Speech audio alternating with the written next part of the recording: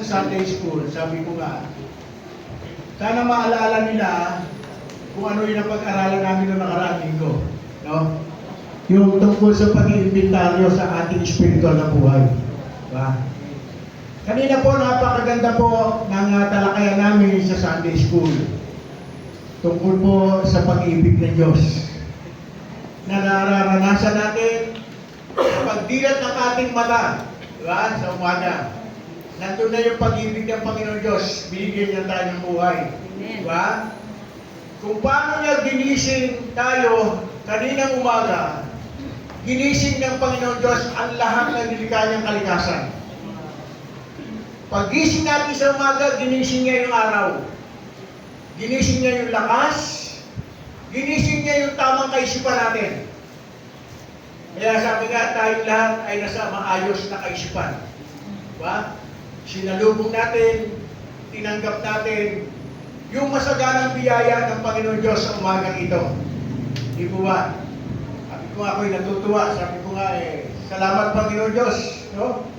Bagamat kami dadalawa, sabi ko naranasan po namin yung, sabi nga, yung pag-ibig ng Panginoon Diyos, yung kasaganaan ng buhay namin.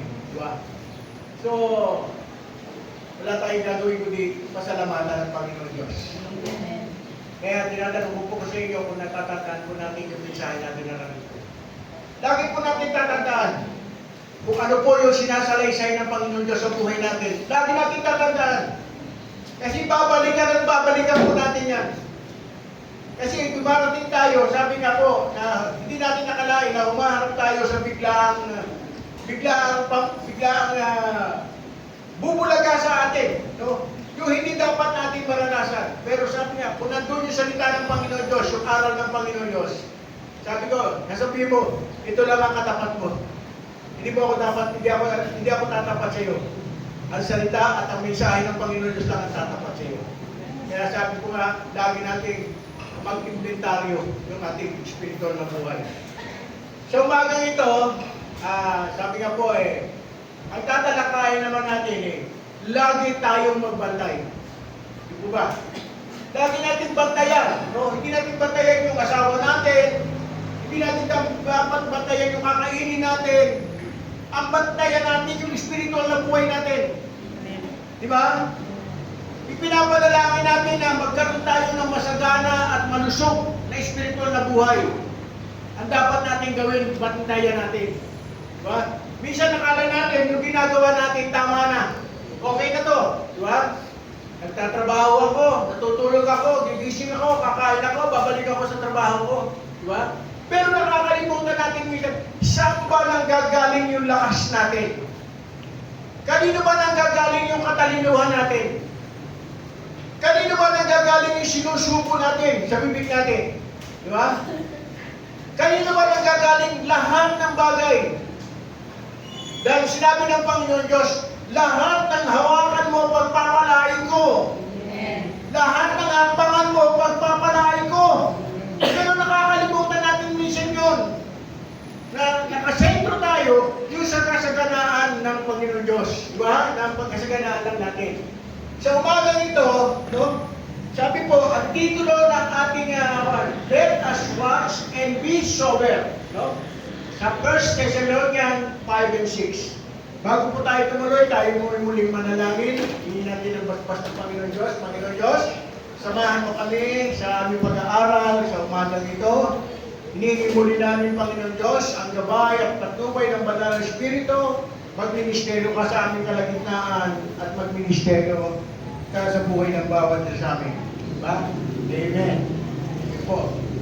Sabi po sa Tagalog, kaya nga, kailangan tayong manatiling gising, laging handa at malinaw ang isip at di tulad ng iba. No? Kung titignan po natin sa salitang huli, no? At di tulad ng iba. Tulad ng iba, matulog, magising, gano'n na lang. No? Sabi nga, sumusunod na lang sa sistema ng buhay. Kaya minsan, kinakain siya ng sistema ng buhay niya. Diba? Kinain ng sistema So, sabi nga po, as Christian, we are exhorted or advised Tayo po'y pinayuhan to be alert and sober as we see this day. Nakikita po natin, no? Ako po ay nag-aalala, di ba? Kung titignan po natin, lagi sa balita, no? Na ang kalaban ng Israelita ay Hamas lang. Pero ngayon po ay lumalawak. Nag-aalala ang bansang Amerika at mga kaalyado ng mga Israelita. Lumalawak. No? Nakikialam na ang bansang Iran. Kaya sabi niya, patuloy po natin ipanalangin. Diba? Sabi niyo po, sabi nga ng Panginoon Diyos kay Abraham, ang sino mang magpala sa iyo, pagpapalain ko. Ang sino mang sumumpa sa iyo, susumpain ko. Kaya tayo mga lingkod ng Diyos, kilala natin sila, kung sino sila, no? Hindi lang tayo porque hentil, sila yung mga Hudyo, iisa tayo sa paningin ng Panginoon Diyos, itaas po natin sila sa panalangin, no? As Christian, we are exhorted or advised to be alert and sober as we see this day approaching. We should not allow this day to creep or to move slowly, unaware of or sleep as others do. We shall not indifferent or lukewarm, but should walk in spirit and truth. We must be not lukewarm. Hindi tayo, sabi nga, ang spiritual na buhay natin ay malidamgam. Pagdating ng linggo, mainit. Pagdating ng Lunes hanggang Sabado, malamig. Amin po ba? Kaya sabi ko nga doon sa mensahe ko, kailangan evaluate natin. Diba? Kailangan, sabi nga, tingnan natin, mabuti. Ganito ako noong 2023, hindi ako dapat ganito. Kailangan pagdating ko ng 2024, hindi ako dapat maggawa ng resolution. No? Kundi, lalong tigit paunlarin ko yung mga dapat kong gawin bilang isang Kristiyano. Kaya sabi nga po, no, we should not indifferent or lukewarm, but should walk in spirit and in truth. No? Tayo po ay humapang sa espiritu at katotohanan dahil nababasa po natin ang salita ng Panginoon Diyos. The word watch means to remain awake. Pag sinabi natin magbantay, pumapasok sa isip ko yung mga security guard. Diba? Ha? Nagigising yan. No? Nung maliit ako, doon sa pagbaba ng Jones Bridge, meron doon tindahan ng alahas. Mga senior citizen. Ito natatandaan natin to. Pagbaba ng Jones Bridge, magmula sa London, meron doon yung dating Savory. No? Dati yung tindahan ng mga alahas. Hindi sila kumuha ng gwardyang Pilipino. Kumuha sila ng gwardyang Bombay. Diba? Yung Bombay lagi nakadilat. Pero tulog. Pagsusunod mo ng Ray-Ban, akala mo gising. Diba? Pero gising siya. Sabi po dito, the word watch means to remain awake, alert, and sober. Ibig sabihin mo ng sober, matino ang isip natin. Diba? As opposed to being sound asleep and aware of the surrounding, you see the rapture of the church.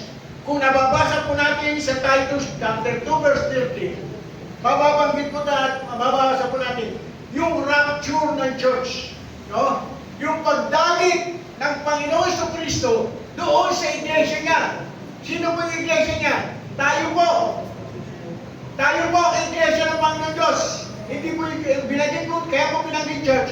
We are the church. We are the established church of Christ. No? While we wait for the blessed hope, the appearing of glory of great God and Savior Jesus Christ, habang hinihintay natin ang dakilang araw ng ating inaasahan, dahil yan po ang ating inaasahan bilang mananampalataya. Yung blessed hope, yung pag-asa. Diba? Kasi dito po, pag naranasan natin yung blessed hope doon sa rapture, ito po na yung pinakamasarap na buhay ng isang mananampalataya. Nandun na tayo sa piling ng Panginoon Jesucristo. Hindi natin po pwede sabihin, Lord, huwag muna ngayon. gusto ko pang maranasan ang hirap. Dito wala nang hirap. Diba? Sabi nga po, ang pagbabalik ng dakilang Diyos na tagapagligtas na si Kristo could take place at any time. Ano mang oras, ano man ang panahon, ang pagbabalik ng Panginoon Kristo malapit na. Dahil nangyayari na ang lahat ng nasusulat sa Biblia. Di mo ba? Gusto natin malaman lahat? Basahin natin ang aklat ng pahayag, tsaka ang Daniel. Ang Daniel at ang pahayag. No? So makita po natin, no? Because of this, we Christian should not be caught napping. Ano yung sabihin po napping? Hindi po natin dapat makita ng umiisip-isip tayo. No? And sleeping, but rather watching while working. Habang kumikilos tayo, gumagawa tayo, magbantay tayo. Ano pong babantayan natin? Bantayan natin ang ating spiritual na buhay, bantayan natin ang ating pananampalataya. Kaya sabi ko nga evaluate natin, no? Dahil natin tingnan, ako ba'y nanghihina? Ako ba'y lumalakas? Ang spiritual na buhay ko ba'y tama? Ang paniniwala ko ba'y nakasentro sa salita ng Panginoon Diyos? Ako ba'y lumalakad na may pananampalataya? Kailangan tingnan po natin yan, di ba? Para maging successful ang ating journey bilang isang Kristiyano. No? Then, sabi na po, there are these 6 important things that Christians must constantly watch. Meron po tayong 6 na bagay na dapat bantayan. No? Una po, bantayan natin ang ating pag-iisip. Watch what we think. Ano ba iniisip natin sa panahon ito? Diba? Kailangan bantayan po natin yan. Huwag po natin bantayan yung edad natin na nalalagdag. Huwag po natin bantayan yung yaman na hawak natin. Huwag po natin bantayan kung ano man yung ating pinagtutuunan ng pansin. Di po ba? In 2 Corinthians chapter 10 verse 5, we demolish argument and every pretension that set itself against the knowledge of God, and we take captive every thought to make it obedient to Christ. Babasahin ko po sa Tagalog. Sabi po ni Apostol Pablo, ginagapi namin ang lahat ng pagmamataas laban sa kaalaman tungkol sa Diyos. Ginagapi namin ang lahat ng pagmamataas. So makita po natin, Apostle Paul is speaking or talking with the Christian in Corinthian. Di po ba? Sinabi niya, ginagapi namin ang lahat ng pagmamataas laban sa kaalaman tungkol sa Diyos. Tayo po ay tinuturuan ng salita ng Panginoon Diyos. Hindi po tayo nagtuturo doon sa salita ng Diyos. Amen. Diba? At bibihagi namin ang lahat ng isipan upang matutong sumunod kay Kristo. Ano po sabi niya sa Tagalog? Dating this, we demolish argument and every pretension that set itself against the knowledge of God. And we take captive every thought to make it obedient to Christ. Medyo, sabi nga parang nakikita niya yung kongregasyon nagmamarunong pa sa salita ng Panginoon Diyos. Amen. Di po ba? Namisa po tayo. Kailangan bantayan natin ang isip natin. Kung ano yung sinabi ng salita ng Panginoon Diyos, yun ang ilagay natin sa isip natin, yun ang pagkulay-kulayan natin, at humingi tayo ng karunungan sa Diyos para maunawaan natin, para maintindihan natin ng malawak yung sinasabi ng salita ng Panginoon Diyos. Bantayan po natin ang isip natin. Many Christian fall to bring their thoughts into captivity by the Lord instead. Yung isip nila ang nananalo. Hindi yung isipan ng banal na Espiritu. They are passively dominated by vain and evil thoughts, which in turn greatly influence attitude and habit. Diba? Kaya minsan nasasabi ko, matatanda na tayo, meron pa tayong ate. Ano itong ate? Attitude. Diba? Kailangan unawaan natin ng mabuti yung salita ng Panginoon Diyos. Para sabi nga po, doon sa pangunawa binigay ng Panginoon Diyos, nagbabago yung habit natin. Nakikinig tayo ng mabuti. Hindi natin pinakikinggan yung sinasabi sa kaliwat kanan nating tenga na hindi natin alam kung sino yung nagsasalita. Ang pakinggan natin, yung Espiritu ng Diyos, sabi na po, di ba? They are passively dominated by vain and evil thought, which in turn greatly influence attitude and habit. Eventually, you become what you always think and imagine to be yourself. Yun ang nakuha mo di ba? Ano sabi ba? Eventually, you become what you always think. Ano yung isip mo? Yun ang nangyayari sa buhay mo. Diba? And imagine to be. I-imagine mo, ikaw pa yun Diba? Kasi i-imagine natin maging artista. Akala mo kung sino mga artista. Pagpasok mo na dyan, maarte ka. Diba? Hindi ka naman artista. Kung isipin, ang isipin mo, manggagawa ka ng Panginoon Kristo. Amen. Diba? Yan ang isipin natin. At the first sign of evil and destructive thoughts, we should refuse and fight them back by filling your heart and mind with that rich, good, and divine word of God. Yun ang punuin natin. Isang ka ng Panginoon Diyos. Doon tayo humakbang. Diba? Doon tayo kumilos. Sa salita ng Panginoon Diyos, hindi yung sabi nga kung ano yung pinapasok natin. Ang sabi sa Philippians po finally, brother and sister, whatever is true, whatever is noble, whatever is right, whatever is lovely, whatever is admirable, in anything is excellent or praiseworthy, think about such things. Yun ang isipin natin. Dahil ito po ang nakakalugod sa Panginoon Diyos. Diba? Yun ang nakakalugod Pangalawa, bantayan po natin ang nakikita natin. What you see. Ano ba nakita mo?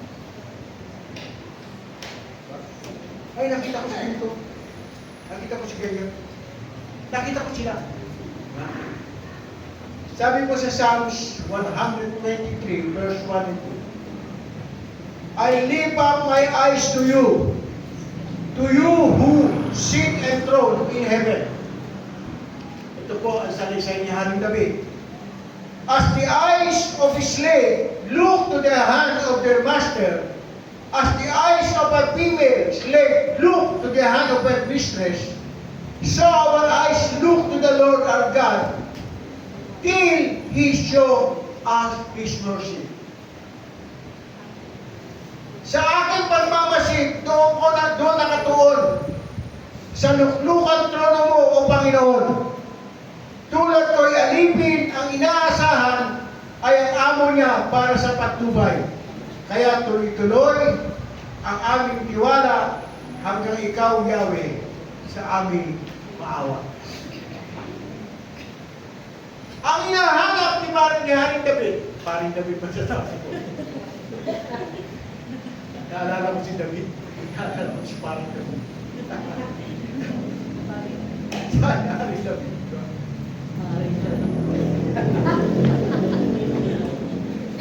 Buti hindi ko nasabi si Haring Lloyd.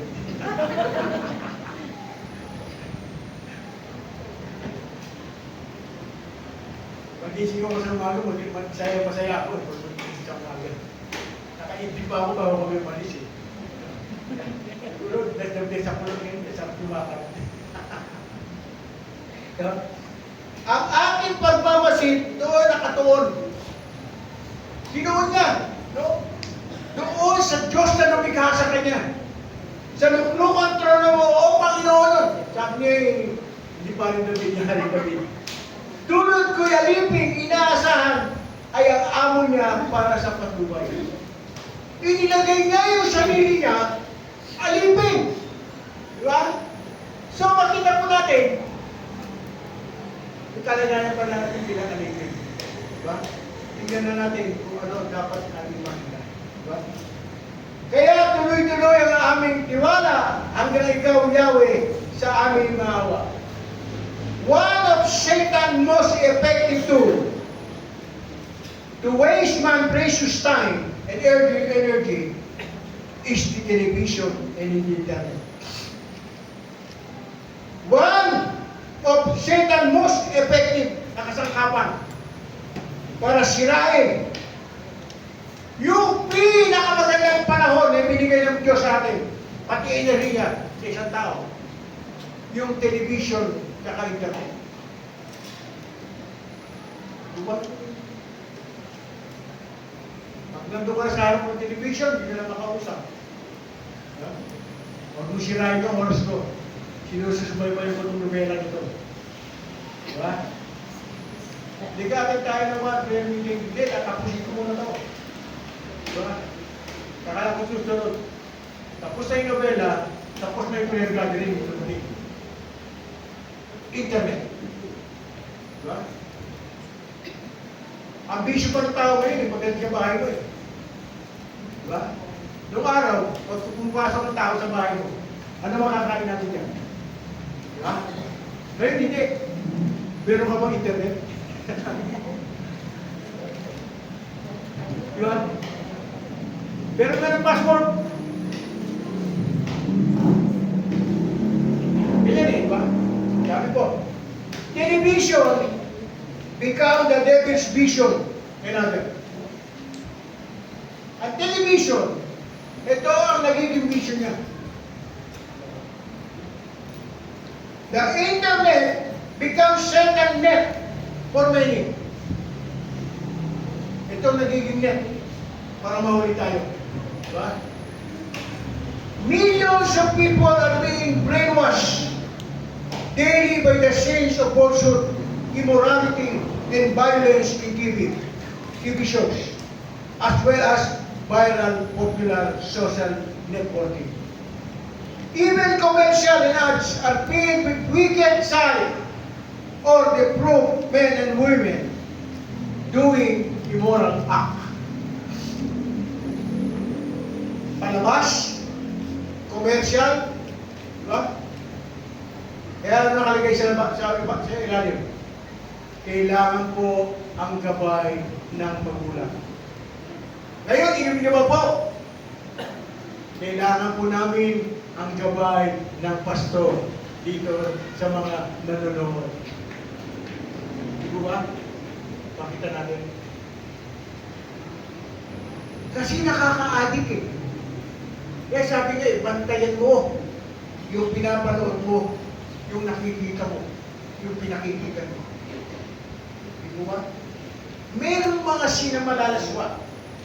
Minsan meron mga joke na hindi mo dapat tanggapin. Di po ba? Kita natin. Na ginagaya mo. Buti nga tayo. Mga may edad ka. Diba? Ito, pinapanalan natin sa isip natin. Pero paano itong mga mahal nating mga bata? Kahit na matanda na, meron po rin. Diba? So, makita natin, what will Jesus want us to see? Ano ba ang gusto makita ng Panginoon sa buhay natin? Surely not the daily filth and garbage of the world, but one which aid in spiritual growth and strengthen our faith.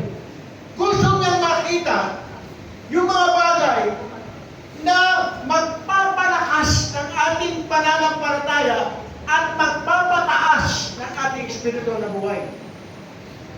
Di po ba? Kasi kung yun ang kasalaman ng isip natin, kung ano nakita natin, gagayahan natin. Pagpasok natin ng church, nakatulala ka lang. Ang iniisip mo, yung nakita mo. Ang iniisip mo, yung nagamit mo sa internet. Diba? Yun ang muna sa isip mo. Kaya nga sinasabi, are you with us? So makita po natin, sa Psalms 119:80 say, the Lord has chastened me severely, but He has given me over to death. Sabi po, buksan ang paningin ko pagkat nananabik masdan ang kabutihang idinulot sa akin ng iyong pag-aaral. Pinapalitan niya, no? Pagmasdan mo, isipin mo, yung mga salita ng Diyos na pinag-aralan mo, yung mga ginawa ng Diyos na nakikita mo. Pagkaman hindi mo nakikita ang Panginoon Diyos, pero nakikita mo at nararanasan mo, kumikilos ang Diyos sa buhay mo. Amen. Kaya nga, ang patotoo mo sa kapwa mo, nakita kong kumilos ang Panginoon Diyos sa buhay ko. Dahil inangat ako ng Panginoon Diyos doon sa kalagayan ko. Wala ako dati sa kalagayan ko. Ngayon nakikita mo, napakataas ang kalagayan ko. Nakita ko kumilos ang Panginoon Diyos. Diba? Imagine mo, hindi ko nga makalimutan yung patotoo ni ate ko Ate Edelin ba ito? Ate Edelin. Imagine mo, apat na anak niya. Kay tagulin niya. Ate Edna. Isipin mo na lang, diba? Na itataguyod natin yung buhay natin doon sa masaganang pamamaraan. Hindi mo ipinaling yung paningin mo doon sa mga bagay na magbibigay sa iyo ng karangyaan. Di ba?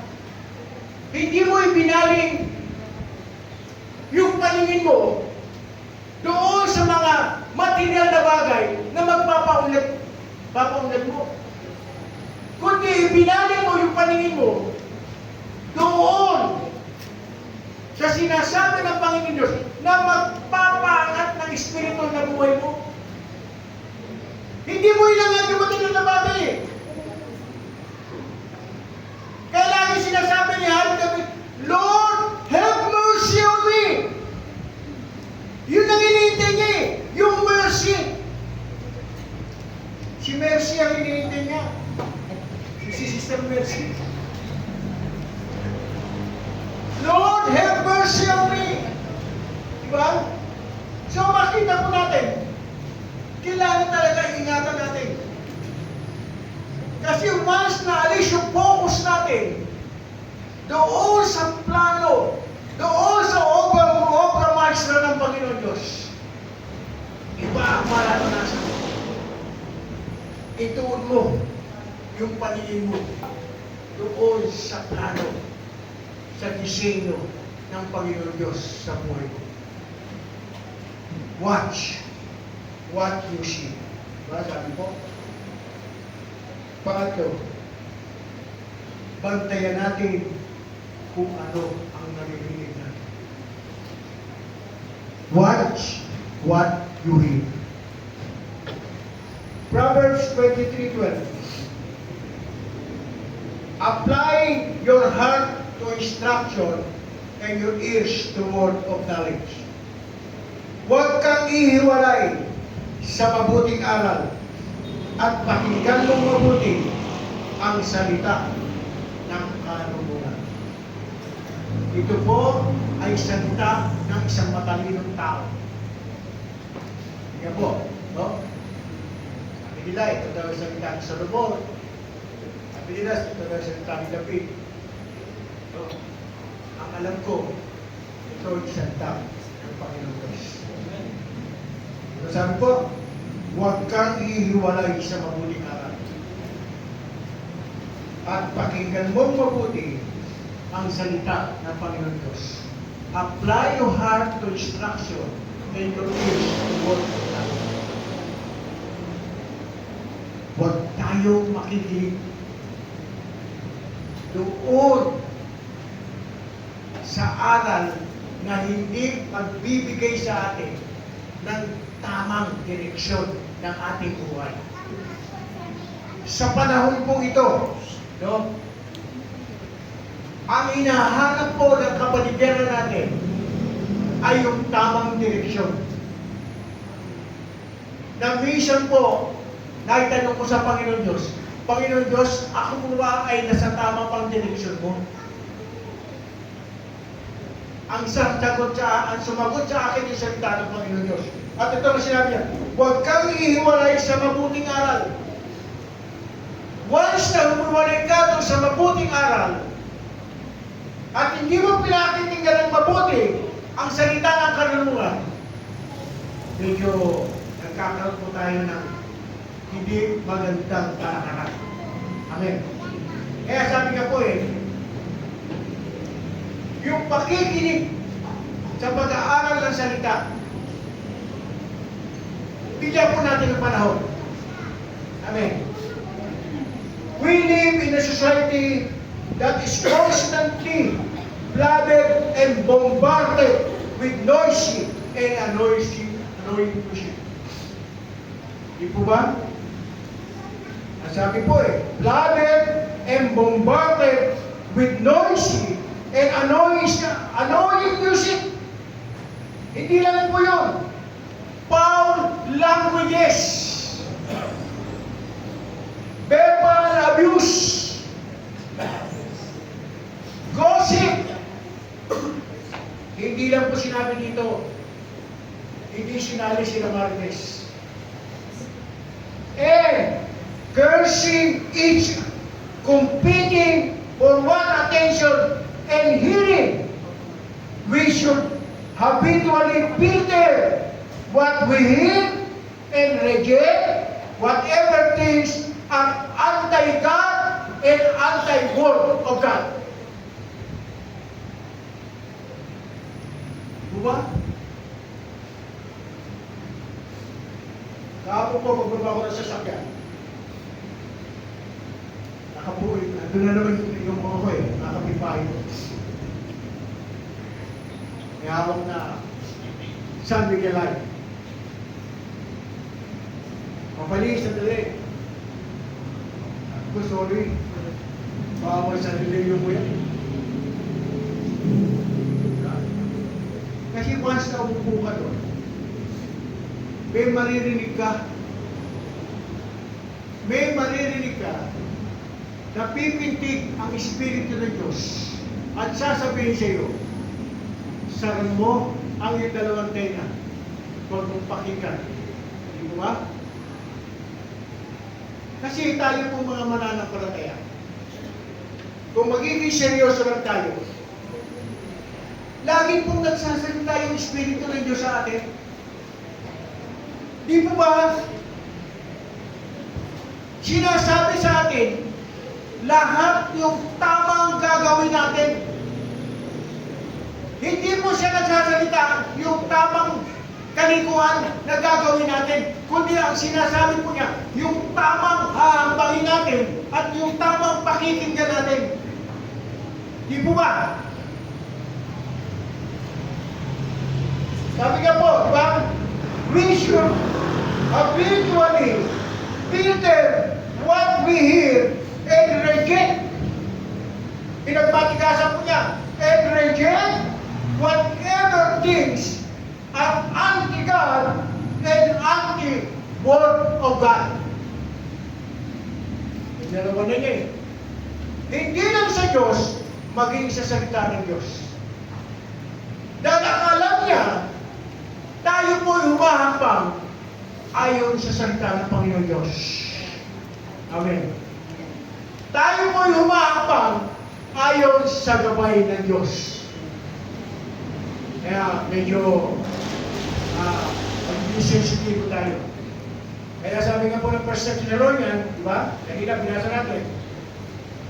So then, let us not be like others who are asleep, but let us be awake and sober.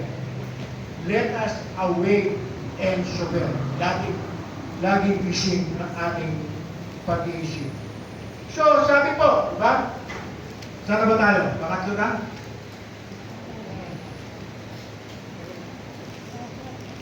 Pangalawa lang po, di ba? Pangatlo. We must pay closer attention to the study of God's Word. In Jeremiah chapter 1 verse 19 said, they will fight against you, but will not overcome you. For I am with you, and I will rescue you, declare the Lord. Amen. As well as to the cries of the poor and needy, the lonely, especially perishing soul. Diba? Sabi po, they will fight against you, but will not overcome you. No? Hindi sila mananalo. For I am with you and will rescue you, declare the Lord. Noong unang pumutok, no?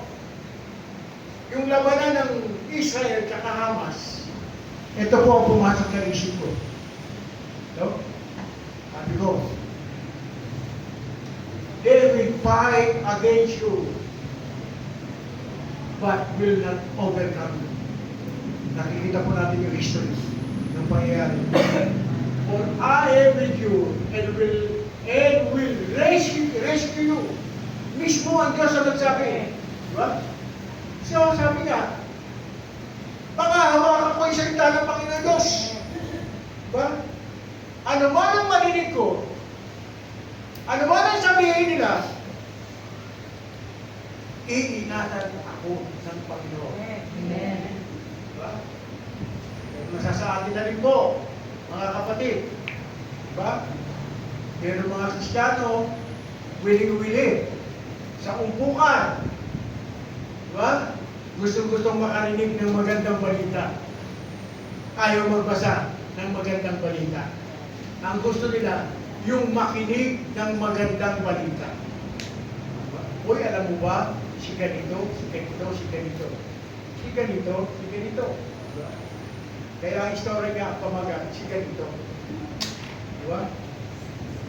Paapat po,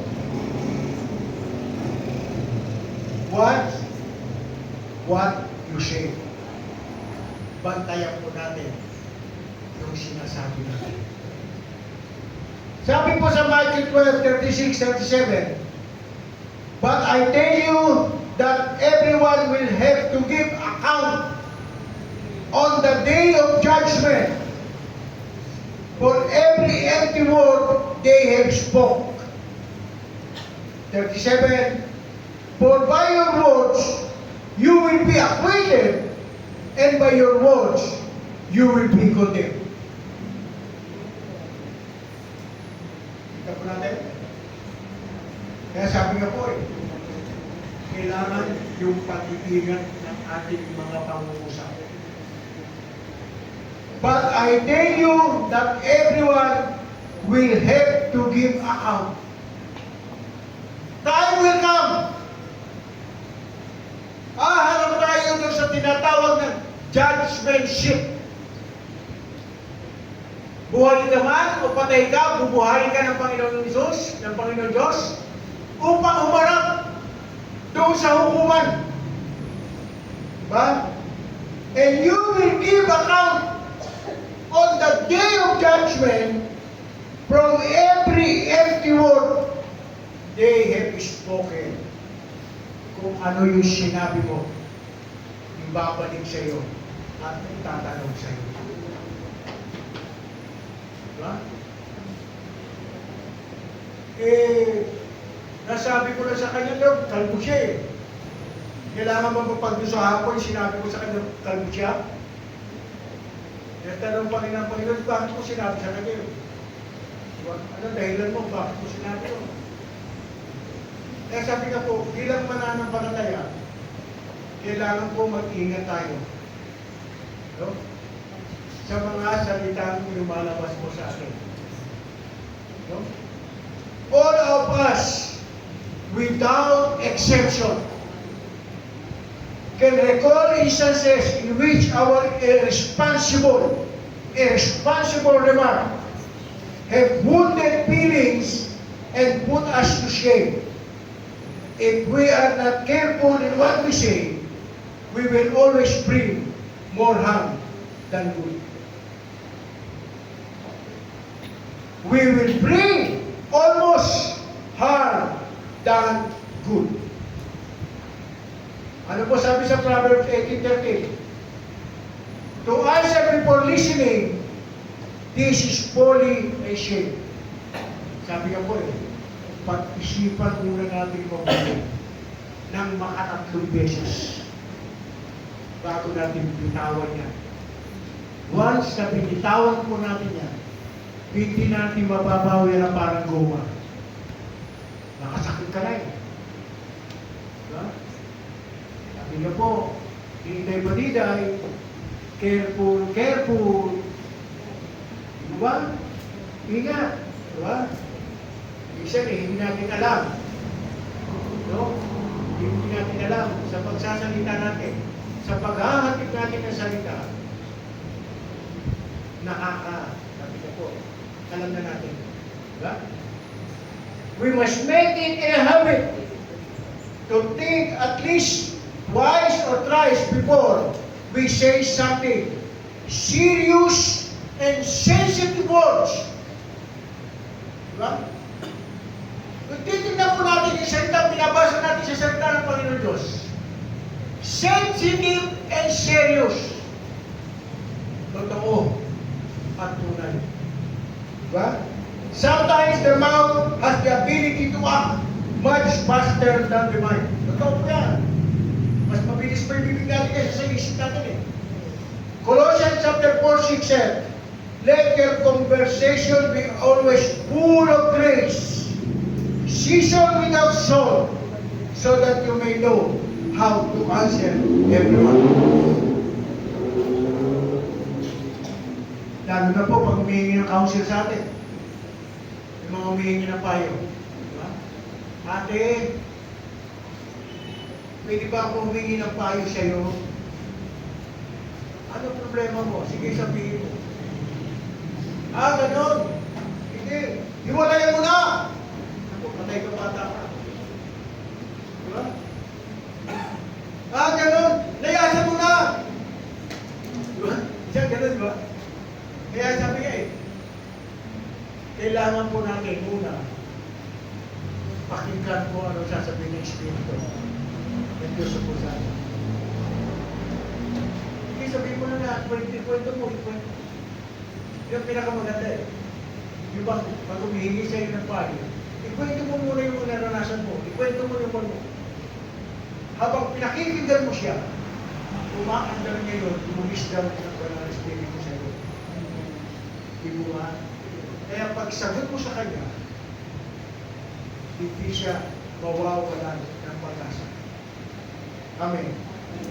We must make it a habit to think at least twice or thrice before we say something serious and sensitive. Sometimes the mouth has the ability to act much faster than the mind. Mas mabilis pa yung bibig kaysa sa isip.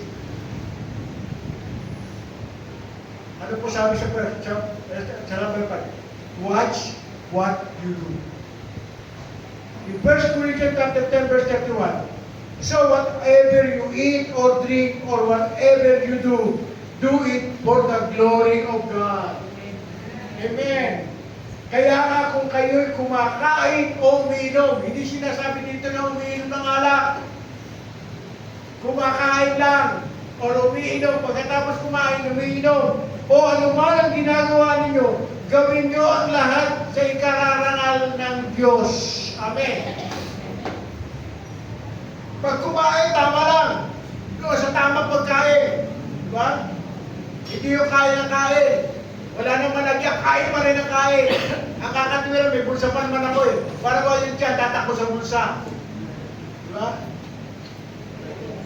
Colossians chapter 3 verse 23, whatever you do, work it with all your heart as working for the Lord, not for human master. Diba? Sabi po, ano man ang inyong ginagawa, gawin itong buong puso na para sa Panginoon kayo naglilingkod ang hindi sa tao. Lahat po tayo dito ay hindi naglilingkod sa tao.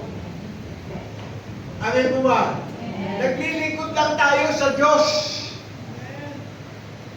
Sa Diyos tayo naglilingkod. Ang bawat isa sa atin ay ginagamit ng bilang kasangkapan. Ako po ay kasangkapan lang. Kasangkapan lang ako ng Diyos. Naglilingkod ako sa Diyos, hindi rin sa tao. Ang ginagawa ko, yung pinagagawa ng Panginoon. Ang ginagawa niya, yung pinagagawa rin ng Diyos. Kaya naglilingkod tayo sa Diyos, hindi sa tao. Amen. Everyone? So makita, we are saved by grace through faith in Christ, Ephesians chapter 2, 6 and 9. But after salvation, our Christian profession should be backed up by good works. Of all people, Christians should be the number one and champion of the good deeds. Amen. Diba? Ephesians chapter 2 verse 10 and Titus chapter 2 verse 14. So makita po natin, no? Kailangan gampanan natin ng maayos. Gawin natin na may katalinuhan yung pinagagawa ng Panginoon Diyos. Naglilingkod tayo sa Diyos. Ang ginagawa natin para sa Diyos. Di po ba? Sabi nga in-establish natin ang pamilya natin, gawa ng Diyos. Kaya ina-establish natin yung gawain ng iglesia ay para sa Diyos. Hindi. Nakakita natin, naglilingkod ako, may ganito. Diba? Marami tayong napapanood. Naglilingkod sila sa tao. No? Sabi nga hindi po, sa Diyos tayo naglilingkod. No matter how often we say and profess our Christianity, people would like to see the difference. Totoo po yun. Nakikita ng tao. Ay, sa Diyos naglilingkod dyan, hindi sa tao. Diba? Sabi nga nung lumuhod ang mga alagad doon sa anghel, ano sabi ng anghel? Ay hindi, huwag kayo lulunod sa akin. Huwag kayo nilulunod sa akin. Isang Diyos lang ang pinaglilingkuran natin. Doon lang tayo luluhod. Truly action speak louder than the words. Sometimes people become deaf to what good we are saying because our bad deeds should be loudly. If you say that you are a Christian, then act like one. Let us do more and speak less. Mas nakikita po natin, nakikita din natin, yung pagkilos natin kaysa doon sa pananalita natin. Amen. Kaya kung ano po pinagagawa ng Diyos sa atin, kung ano ang ministeryo ibinigay sa atin ng Diyos, gawin natin ang buong puso. Diba? Sabi ng Panginoon Diyos, diba? Gawin natin yung, sabi nga yung pagdalo, no? Sa gawain. Mamaya nyo, kung malalapit na ang dadalo, malayo ako. Hindi po. Inatas natin ang Panginoon Diyos. No? Watch where you go. Proverbs 96. Leave your simple ways and you will live. Walk in the ways of His sight. Lisanin ang kamangmangan upang kayo ay mabuhay at ang landas ng unawa ang tahaking at daanan. Lisanin ang kamangmangan. Live your simple ways on your will to live. Diba? Tayo po ay nilikha ng Diyos na may karunungan. Hindi po tayo mamang. Diba? Nagugulat nga ako, diba? Nagugulat tayo ba? Kristiyano na luloko. Diba? Kristiyano na luloko. Ako pag-isip ko ng umaga, sinasabi ko sa Panginoon, Lord, bigyan mo ko ng wisdom sa maghapong ito para maunawaan ko, maintindihan ko sinasabi ni Ate Lloyd. Diba? Minsan hindi ko maintindihan eh. Diba? Sasabihin niya sa akin, Lord, ano ka ba, bigay? Ano? Ano ka ba, bigay? Ano? Tayo po ay ay hindi likha ng Panginoon Diyos sa mga. Amen. Lahat po tayo matatalino. Kaya lang po sumobra ang talino natin. Kaya ginagawa natin yung hindi tama. Ibig sabihin po nun, hindi tayo binigyan ng katalinuhan para gumawa ng hindi tama. Binigyan tayo ng katalinuhan ng Panginoon Diyos para hindi tayo maging mangmang dito sa sanlibutan. Di po ba? Nakakaloko yung kapaligiran natin eh. Di ba? Nakakaloko. Di ba? Marami nang malaloko, marami pang scam. Di ba? Oo. Nagulat nga ako, di ba? Sabi nga bago na bagong taon, Pastor, may pautang ka ng 2,000. Nagulat ako. Tinignan ko yung utang sa akin. Totoo ba to? Hindi ko siya pinansin. Kinuwento ko kaya tinignan. Totoo ba mag-uutang sa akin to? Sa akin to? Ewan ko dyan. Hindi, kailangan ka ng pera eh. Magpapalit ang taon. Yuri na yuri. Sabi ko siguro nakuha nyo yung account ito. Hindi ko siya pinasin. Ang sinagot ko na lang, tumigil ka nga. Mas mabela ka pa nga sa akin eh. Diba? Kung mangmang ka, ay oo, kawawa naman ito si sister. Pautahin mo nga. Check ko yung Gcash mo. Gcash pa. Wala akong Gcash. Meron ako Jesus. Amen. Amen. Diba? Diba, Lia? Wala akong Gcash eh. Meron akong Jesus. Kaya hindi ko naibigay. Amen. Magpapalitan daw, magugulat ako, mautang ka na. Pagpiliin daw ng gamot ng anak. Sabi ko, pagkaya. Some Christians are so busy and occupied and go almost anywhere during the week except the church.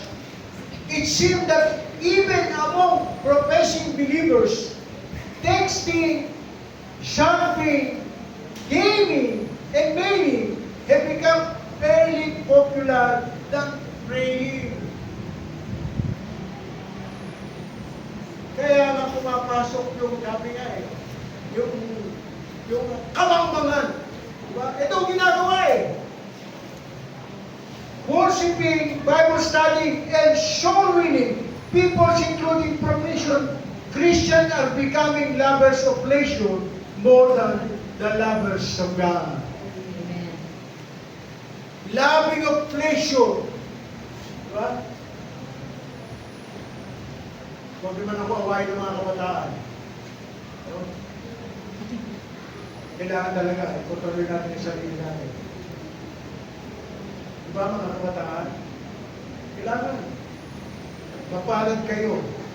Meron kayong mga magulang na Kristiyano na nagpapaalala sa inyo. Amen. Nakita natin yung kabataan ngayon. Diba? Mas marunong pa sa magulang. Yes. Diba? Pagkatapos ng pandemic, sino na nag-uutos sa magulang? Yung anak na. Nung una, sumasaway sa magulang, sa anak, mga magulang. Ngayon, sino sumusuway? Anak na! Diba? Saan ka na naman nagpunta? Pero mo sabihin sa'yo, saan ka na naman nagpunta? Anong kinain mo? Pati pagkain pinagigyan mo. Kaya nga sabi, mapalad tayo mga kabataan na naririto. Dahil meron kayong mga magulang na may takot sa Diyos. Amen. Yung takot na yun ang pinapakita sa inyo para magkaroon din kayo ng takot. Hindi lang sa Diyos, magkaroon tayo ng takot sa magulang natin. Kahapon, habang kumakain kami, sabi nung sister-in-law ko, nagulat nga ako sabi niya, napakahalaga ng nanay sa loob ng bahay. Nung Biyernes po kamatayan ng nanay ko. So, Naalala ko, nanay ko, saka tatay ko. Kaya ko nakita yun sa Facebook, dinalaw namin si Pinoy. Sa memorial yung tatay at nanay ko. Pag-alis namin sa memorial, sabi ko, Loy, pag-pray mo nga itong dalawang to. Sabi namin, tumigil ka ha! Hindi, pag-pray mo, kawawa naman eh. Hindi kawawa yan! Kaya yung dumating, yung kapatid ko dumating na galing sa France, nagbakasyon dito. Kinausap ko tatay ko, nanay ko, Nay, dumating si Neptali na dito sila ngayon. Sabi niya sa akin, pag sumagot bigla yan, tatakbo ako. Di na ako mula sa sister ko, sabi niya, napakahalaga ng nanay sa loob ng bahay. Sabi ko, paano ba yung tatay naman? Di ba mahalaga din? Di ba? Mahalaga din. Pero medyo nagdamdam ako doon. Sabi ko, nung nagpunta ako doon, nagtarang ako ng emotional. Kung sabihin niya, napakahalaga ng nanay sa bahay. Totoo ko. Naalala ko nanay ko tuloy. Sabi ko, nung kumakain ako, hindi na ako nakita eh. Tumulo yung luha ko. Kasi, pag nabalikan ko yung ginagawa ng nanay ko, ang ginagawa ng nanay ko. Kaya sabi ko sa mga kabataan eh, mapalang tayo, meron tayong nanay na mananampalataya. Amen. Kaya, sabi niya, itinuturo niya sa atin, yung kataliliwang ibinigay sa kanila ng Panginoon Diyos. Kaya sabi niya, lumalaki tayo na hindi tayo mamang dito sa sanlibutan. Diba? Hindi tayo mamang. Iniingatan tayo dahil doon sa pananalita ng mga nanay natin. Diba? Kaya sabi ko nga hindi tayo binabayaan ng Panginoon Diyos na maging mamang. In 2 Timothy chapter 3 verse 4, treacherous, rash, consistent, lovers of pleasure rather than lovers of God. Sila ay magiging mga taksil, pabaya, mayabang, mahilig sa kalayawan at walang pag-ibig sa Diyos. It is tragedy that there are more people living up in a lower station in Chetan in a bargain sale than in Christian churches. Thus, many vacant seats inside the church during Wednesday prayer meeting and Sunday worship service are a reproach to all believers and a mockery to the Christian faith. In Hebrew 10:35, not giving up meeting together of some are in the habit of doing, but encouraging one another, and all more as you see the day approaching. Sabi nga po, tayo na po ay nasa huling panahon na. Sabi po ng isang speaker, na nakikita ko, yung relo ng mga ng Israel ay tumatakbo na. Totoo naman po. Kaya sabi nga po, doon sa approaching last day, ang ating pong panalangin at ating ilagay po sa isip natin na maabutan tayo ng Panginoon sa Kristo, nandito po tayo sa loob ng iglesia. Dahil tayo po ay tinatag ng Panginoon Diyos bilang kanyang iglesia. No? Kaya sabi nga po, ibinigay niya sa atin yung kaligtasan, no? Pinasan niya yung ating mga kasalanan, pinagaling niya ang ating karamdaman, at higit sa lahat, pinagaling niya ang ating spiritual na buhay. Hindi po ba? Makita natin. Kaya napakahalaga po, di ba?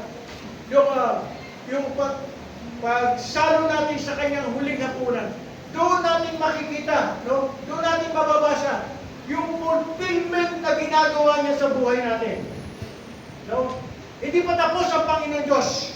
Darating pa yung panahon na mararanasan natin yung katapusan na bagay na ginawa ng Panginoon Diyos sa buhay natin. Diba? Yung tinatawag natin, maranasan natin yung tinatawag na the blessed hope. Na ating higit na inaasahan na ating makapiling ang Panginoong Kristo. Kaya sabi nga po, hindi pa huli ang sandali. No?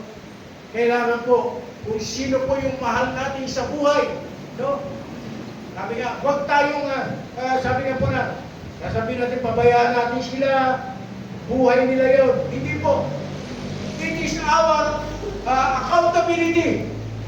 It is our responsibility. No? Naabutin po natin ang ating mga mahal sa buhay. No? Kung maaari lang po, sabi nga, isama natin sa panalangin natin. No?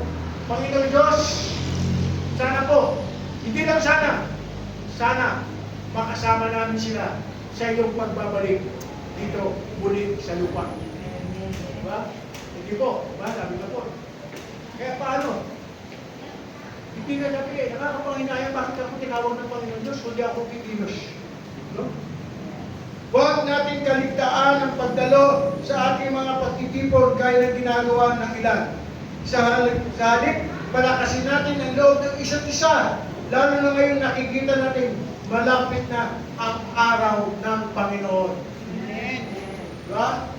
Kaya po, i-encourage natin, no? Yung mga kapatid natin na hindi natin nakikita. Salamat Job! Salamat Heidi! No? Salamat Nanay Esther! Na bumalik uli kayo dito sa pinanggalingan nyo. Sabi nga ng Panginoon Diyos, kung saan nyo ako nagtapuan, doon nyo ako babalikan. Amen. Di po ba? Yun po. Hindi ko mawawala yung salita ng Panginoon Diyos na yan. Kung saan mo ako natagpuan, doon mo ako babalikan. Kahit ang tao, sabi nga, huling higpit ng kanyang hininga, hahanapin pa niya ang Diyos na lumikha sa kanya. Amen. Kaya sasabihin, huwag po natin titingnan yung hinaharap natin ngayon. Ang tingnan natin, yung kabutihan ng Panginoon Diyos na ginagawa sa atin sa araw-araw. Huwag natin tingnan, Panginoon Diyos, nahihirapan ako. Huwag natin sabihin sa Panginoon Diyos, dahil hindi tayo pinahihirapan ng Panginoon Diyos. Dinudulot niya ang lahat ng pangangailangan natin. Finally, God called us Bible-believing Christ. Bible-believing and Christ-loving believer to watch and be sober in everything. We see, we think, we hear, we say, we do, and go, because all of this have present and future consequence, whatever for good or for bad. But, and everybody say amen. Amen. Kaya sabi nga po, bantayan natin sa panahon ito. Lahat, sabi nga po, nakita natin, nasabi natin, napakinggan natin, yung ginawa natin, bantayan natin. Amen. Palakpakan po natin ang Panginoon Diyos. Ano po tayo? Tayo po magpasalamat sa Panginoon Diyos.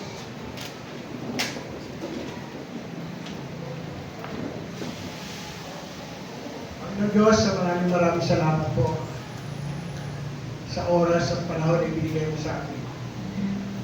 Salamat po muli sa mga paalala na dapat namin gawin sa pagpasok ng panibagong taon na iyong pinagdalog sa amin. Salamat po, Panginoon Diyos. Doon sa nakita namin sa nakaraan na mas nakita po namin ang pagpapala mo, hindi ang kahirapan. Sa aming pagpasok muli, Panginoon, sa bagong taon, salamat po, Panginoon Diyos. At dalangin lang po namin, huwag mo kami kakalimutan. Huwag mo kayong pababayaan. Alam namin, Panginoon Diyos, sapat ang biyaya mo para sa bawat isa sa amin. Patuloy mo kami, Panginoon Diyos, pagpalain.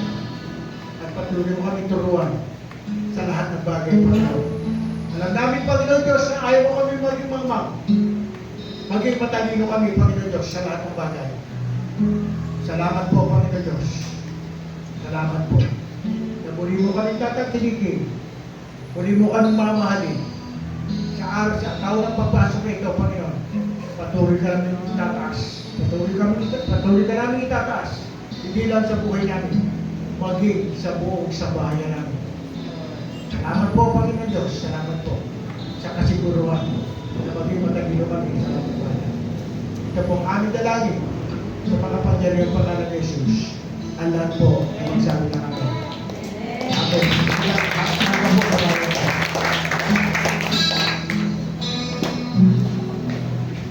Thank you, Pastor. Isang malakas na palakpakan muli para sa Panginoon sa umaga nito.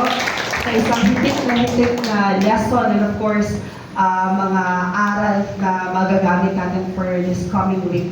Alam niyo po, one of the most closest Tagalog translation ng salitang sober is yung nasa ulirat. Tingnan niyo nga yung katabi niyo kung nasa ulirat. Nasa ulirat dapat po pala ang lahat ng Kristiyano. Kung mapapansin niyo po, doon sa mga diniscuss ni Pastor, one of the common and ultimate strategy ng kaaway para i-deceive ang lahat ng tao, most especially those Christian people, is mag-interrupt sa mga senses ng tao. Nakita niyo po doon, nandun yung thought na dapat ingatan natin, common sense.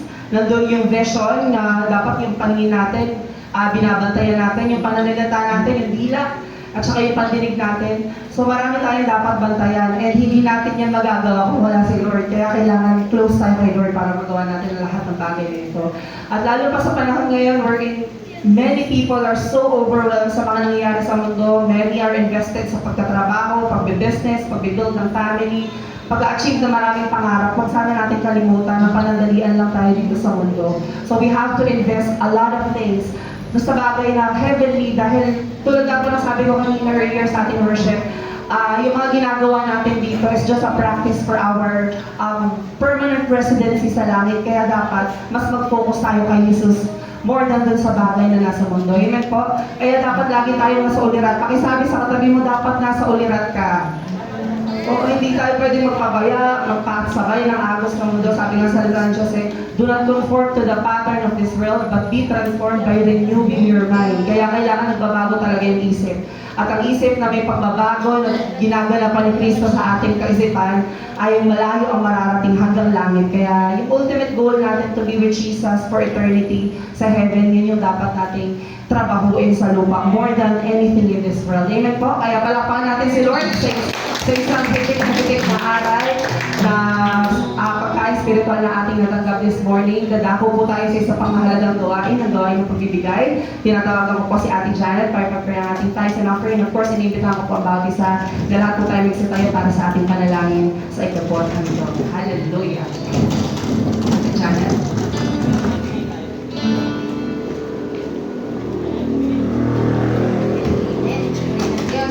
So, tingnan niyo yung ganito, yung envelope. Ano nakalagay dyan? Diba? Nakalagay dyan yung Malakay treated. Sabi doon, dalhin ninyo ang buong ikasampung bahagi sa kamalig upang magkaroon ng pagkain sa aking bahay at subukin niyo ako ngayon sa bagay na ito, sabi ng Panginoon, sa mga hukbo, kung hindi ko bubuksan sa inyo ang durungawan ng langit at ihulog ko sa inyo ang isang pagpapala na walang sapat sa silid na alalayan. So, dito makita natin kung gaano katapat ang ating Panginoon. Alam ng Panginoon yung desire ng puso natin sa pagbibigay. So, dito isang hamon sa atin bilang mga anak ng Diyos. Kung gaano pa tayo katapat sa ating mga offering sa ating tithes.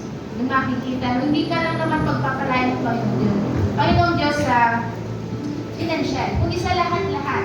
Kung anong meron ka araw-araw sa loob ng pamilya mo, kasama yun doon sa offering na bigay mo sa ating Panginoon. Ibabalik sa ating Panginoon. Kasi nung nakaraan, kung naalala niyo yung share ko ng nakaraan, walang limitasyon ang Panginoon Diyos pag nagbibigay sa atin. Diba? Sa atin, 10% lang na-require ni Lord sa atin. So, ang magkano na naman ang 50% sa kinikita natin? Ano lang naman ang araw ng linggo na ibigay natin sa Panginoon Diyos? Ano lang naman ang oras na ibibigay natin sa pagbabasa ng kanyang mga salita? Ano lang naman ang oras, ilang panahon, ilang segundo lang tayo nananalangin. Pero pag tinugon ng Panginoong Diyos ang lahat ng hinihiling natin sa Kanya, mula noon hanggang ngayon, yung pagpapala na binibigay sa ating Panginoong Diyos. Mula sa atin, hanggang sa mga anak natin, hanggang sa mga kaawa-awa natin, nandun yung pagpapala na binibigay ng Panginoong Diyos. Ano lang naman ang 10%, diba? Ano lang naman ang oras na binibigay natin sa ating Panginoong Diyos? Ang hinihingi sa atin ng Panginoong Diyos sa paglilingkod natin. Kaya pagka sa umagang ito, sa unang linggo ng taong 2024. Buksan natin yung ating isip, ang ating puso dun sa mga gawain pa na ibibigay sa ating Panginoon Diyos. Kasi nga, 10% lang hinihingi niya, pero sabi niya doon sa salita niya kanina, kung hindi ko bubuksan ang durungawan ng langit. So, di ba? Doon nakita natin kung gaano katapat ang Panginoon Diyos. Isipin ko bubuksan niya ng Panginoon Diyos para sa'yo. Sa katumbas ang binigay natin sa kanya ng konting halaga, konting panahon. Pero pag ang Panginoon Diyos natin ang nagbigay sa atin, mas the best, mo langit, bubuksan ng Panginoon Diyos sa'yo. Kaya sa umagang ito, sabi nga, lagi natin titingnan kung gaano kabuti, kung gaano katapat ang Panginoon Diyos sa atin. Minsan, naging hindi tayo tapat, pero ang Panginoon Diyos natin mula noon hanggang ngayon, siya nagiging tapat sa atin. Amen. So, naalala ko lang yung share ni Pastor Tony, gasgas na to, diba? Yung sabi niyo kwento niya na kung saan ang puso ng isang tao. So, diba? Sabi nga, binaril isang beses, hindi talaga namatay. Pero tinamaan ang bulsa niya. Namatay siya kasi nandun yung puso niya. Kaya tayo present siya ng saan ang puso natin sa gawain ng Panginoon Diyos. Doon tayo, kumbaga kung saan yung, kung mas the best na hinihingi ng Panginoon Diyos, nandun yung puso natin. Lagi tayong nakasentro. Yun ang nais ng Panginoon Diyos sa atin. Amen. Hallelujah, Lord, sa umagang ito, Panginoon, alam namin, O Diyos, nabatid mo ang kalagyan ng aming buhay bilang mga anak mo, Panginoon. Alam mo ang aming antas, ang aming pamumuhay. Kaya, Ama, sa umagang ito, pagpalain niyo, O Diyos, ang aming kapathandong na ibigay namin sa iyo, O Diyos. Pag-bless niyo, Panginoon, ang bawat anak niyo na bibigay nito, Panginoon. Alam mo, O Diyos, kung gaano kalaki ito, Panginoon, sa bawat isa sa amin. Pero Lord, ibibigay namin ang the best para sa iyo dahil ito, O Diyos, ay para sa gawain mo, Panginoon. Sa ikakalago, O Diyos, ng iglesia mo kung saan mo kami pinala, Panginoon. Lord, hallelujah, sa umagang ito, bubuksan niyo ang durungawan ng langit para sa amin, Panginoon, upang ibuhos niyo ang pagpapala sa bawat anak niyo. Kaya sa umagang ito, Panginoon, pagpalain niyo ang bawat anak niyo, Panginoon. Andun, O Diyos, ang puso namin sa pagbibigay kay Ama. Sa umagang ito, Panginoon, andun, O Diyos, pagpalain niyo ang bawat anak mo, Panginoon. Dito sa iglesia mo, maging sa lahat na nagtatrabaho ng mga anak mo, Panginoon, O Diyos, andun yung kalakasan, Panginoon, ay pagkakaloob mo, O Diyos. Andun, O Diyos, Panginoon, na andun na pagpalain niyo ang bawat isa sa kanila, Panginoon. Dahil sila, O Diyos, ay naging daluyan ng pagpapala mo na dinadala namin dito sa iglesia mo, Panginoon. Salamat, Ama, sa umagang ito, napakabuti mo, O Diyos. Lord, sa puso namin, Panginoon, hindi mo, O Diyos, ang iyong mga salita upang makita namin, Panginoon, ang lahat ng ito, O Diyos, ay nagmumula sa iyo, Panginoon. Salamat, Ama, sa umagang ito, purihin ka itong aming sahod na langit sa pangalan ng Jesus. Amen.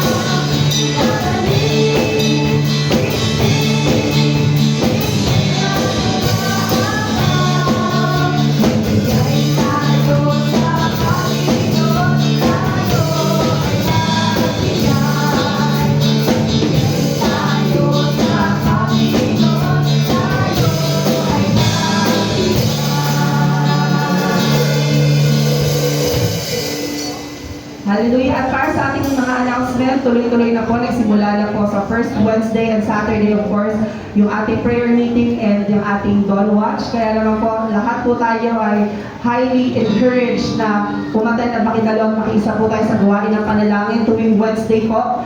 Alas 3 ng hapon, ang gawain ng panalangin natin ng ating prayer meeting ay tuwing Wednesday, alas 3 ng hapon. And of course, araw po ng Sabado, madaling araw po, 5:30 a.m. Yan po ang ating dawn watch, gawain pa rin po ng panalangin. And same day po, Saturday pa rin po, nandiyan ang ating praise and worship rehearsal. Tuwing Saturday, alas 3 ng hapon po ang ating fellowship and rehearsal.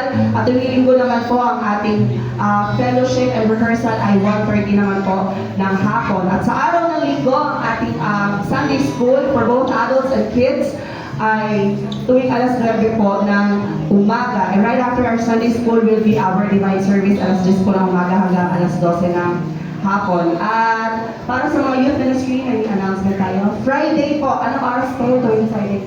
Alright, para sa ating youth ministry, 6:30 p.m. po tuwing Biyernes. Kayo po ay magkikita-kita at magsasama-sama para po sa inyong gawain sa panguna po, of course, ng ating youth leader na si Ate Aliyah Fernandez. And sa Young Pro, meron ba tayong announcement? Wala. So women's po, may mga announcement po ba tayo? Wala po. Wala po muna. Alright. Para naman po sa mga praise and worship team members, mamaya po right after lunch, we will be having our rehearsal para po sa ating anointing service and candle lighting service. Next Sunday po, medyo po hectic at the same time complicated ang ating schedule gawa ng pasukan na ng mga estudyante. Mahirap na po tayong makapagkita-kita. Kaya naman po, we encourage every praise and worship team members na bumalik po tayo dito right after lunch. Siguro pa mga 12:45, nakandito na po tayo para po sa ating rehearsal para sa darating nating gawain sa kinalingkuhan po next Sunday. And alas 2 po mamaya ang ating official business meeting for church. Sino po ang involved dito? Lahat po tayo. From the pastors to elders, ministry leaders, hanggang ministry members and all the church members ay involved po sa gawain ito. Alas 2 po ng hapon, lahat po tayo ay bumalik dito sa church para po sa ating meeting. I-discuss po natin yung ating 2023 accomplishment as well as yung ating 2024 planning and suggestions. Mahalaga po na marinig yung bawat isa yung mga suggestion para po sa betterment ng ating mga ministry at lalo ma-advance ang kingdom ni Lord dito po sa Jesus the King of Glory. Pakisabi sa katabi mo, bumalik ka mamaya alas 2. Diba? Nagtinginan lang kasi hindi sure na babalik talaga. Kaya we encourage talaga na alas 2 po lahat po tayo ay bumalik para mapag-usapan natin yung tatakbuhin natin for the year 2024. Mahalaga po nagpaplano dahil gusto po ng Diyos ang organisadong gawain dahil siya po ay God of order. Kaya naman dapat po lahat tayo ay involved sa pagpaplano under the grace and guidance of course ng ating Diyos na si Jesus Christ. Kaya lahat po tayo ay in-encourage na bumalik mamaya ng alas 2. And nabagay ko po kanina yung ating anointing service and candle lighting service will be next Sunday na po. Kaya everyone is also encouraged na lahat po ng miyembro ng inyong pamilya ay sana makasama natin next Sunday para po ma-anoint tayo ng oil and of course ma-refresh tayo spiritually. Nagparamdam na po ang Panginoon, pinur out niya na po ang kanyang presence sa atin this morning. And marami pa po gagawin si Lord ng miracle sa atin. Kaya naman po next Sunday, lahat po tayo, 10 na ating pamilya ay pumunta po tayo as much as possible, buo po sana tayo para sabay-sabay po tayo ma-anoint ng oil. Alam niyo po, importante yung anointing ng oil para po mas klaro ang ating isip sa paglilingkod sa Panginoon, mas klaro ang ating purpose. Dahil ang purpose po ng anointing ng oil is para mawala yung distractions natin. Yung mga sheep po, wala po sila kakayanang magkamot ng kanilang mga ulo pag sila ay may flea, pag sila ay may mga langaw or may mga gamo-gamo sa kanilang ulo. So ang ginagawa nila, yung mga tuka, inuuntog nila yung sarili nila sa pader. So, ang ginagawa ng shepherd, binubuhusan ng oil para hindi sila dapuan o kung ano mga insekto at maging focus sila. Tayo po mga Christian, kailangan din natin ma-anoint para hindi tayo dapuan ng kung ano-ano. So, kailangan, next Sunday po, 10 na ating pamilya ay ma-anoint tayo ng oil para focus tayo, walang distraction, tuloy-tuloy ang laban ng ating pananampalataya. Amen po? Palakpakan po natin sa Lord sa umagas ito, ginagawa niya at pagkakaroon sa mga mabubuting bagay sa atin. Kapit lang, manatili lang tayo dahil the days are approaching. Malapit na kung sunduin tayo ni Jesus, kaya dapat nandun ka. Sabi mo sa katabi mo, dapat nandun ka. Oo, dapat nandun ka para walang maiiwan lahat tayo. Mabubuhay ng pagwalang hanggan sa kapiling ni Jesus at sa langit. Wala ng sakit, wala ng bill ng kuryente, wala ng utang. Gusto ko, Panginoon, tulungan ko ng manatili, walang utang. Siguro sa langit na lang tayo hindi magkakautang, kaya dapat trabahuin natin natin pananampalataya. I'm speaking from experience. Salamat. Wala na home credit. Sa langit, lahat bayad na, binayaran ng lahat ng Panginoon. Amen po. Huli ko po tinatawagan si Pastor Ipa sa ating benediction and invite ang bago siya na natin tayo gusto tayo. Hallelujah. Huwag po tayo mag-alala, meron tayo binyenda mamaya. Balik po tayo, napakahalaga po to. No, para malaman po natin kung ano po ang tinatakbo ng bawat ministry ng ating church. Sa business meeting po, sabi niya, hindi ko nakakalimutan to, lagi ko inatin ito dahil gusto kong malaman kung ano ang kalakaran ng bawat minister. Pwede po tayo magtanong, mamaya, doon sa bawat tatayo na mag-uulat po ng bawat minister na. Pwede po ba? Balik tayo mamaya. No? Ano sa sinabi ko rin ni Brother Joshua sa anointing, siya po yung mahalaga yun. Totoo po yun. No? Yung mga tupa kasi, inuuntog nila pag tumamoy yung labok, lama, inuuntog nila yun. Ang nakita solusyon ng mga ano yun?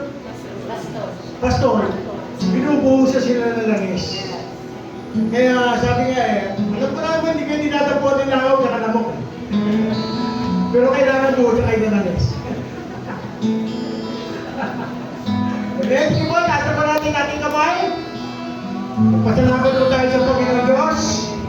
Muli, Panginoon Diyos, nagpapasalamat kami, Panginoon, na muli mo kaming dinalaw, Panginoon, sa umagang ito. Muli mo kaming niyakap, Panginoon Diyos. Muli mong sinabi ang dapat namin gawin, Panginoon Diyos, at agawin. Panginoon Diyos, hinihingi po muli namin ang iyong makapangyarihang kamay, Panginoon, na kami ay gabayan, Panginoon Diyos. Sa buong isang linggo ito, Panginoon, alam mo ang kailangan namin, Panginoon. Alam mo anong wala sa amin, Panginoon. At alam namin, Panginoon Diyos, ito ipagkakalaw mo sa bawat sambahayan ng mga anak mo, Panginoon. Dalangin din po namin, Panginoon Diyos, ang bagang ito. Ilagay mo kami sa iyong pagkamay ng pag-iingat, Panginoon. Ilayo mo po kami sa masamang karamdaman, Panginoon. Ingatan mo po ang pinakamaliit na miyembro ng aming sambahayan, Panginoon. At higit sa lahat, ingatan mo ang aming spiritual na buhay namin. Pagpalain mo po, Panginoon Diyos, ang bawat hanap buhay namin. Pagpalain mo po, Panginoon, ang bawat negosyo namin. Alam namin, Panginoon Diyos, Ikaw ang may hawak ng aming kanang kamay, Panginoon. Samahan mo kami, Panginoon Diyos, sa aming paglalakbay, sa pagpasok ng 2024, Panginoon Diyos. Sasamahan mo kami, Panginoon Diyos, hanggang matapos, Panginoon, ang aming lakbayin dito sa sanlibutan ito, Panginoon. Hinihingi po namin muli, Panginoon, ang basbas ng iyong makapangyarihang Espiritu sa buhay ng bawat isa. Ito po ang aming panalangin sa pangalan ng Ama, ng Anak, ng Banal na Espiritu. Ang lahat po ay magsabi ng Amen! Sabi po, samahan po tayo. Magpupuntahan tayo. Mabilang na bawat isa. Bawat isa. Mamaya.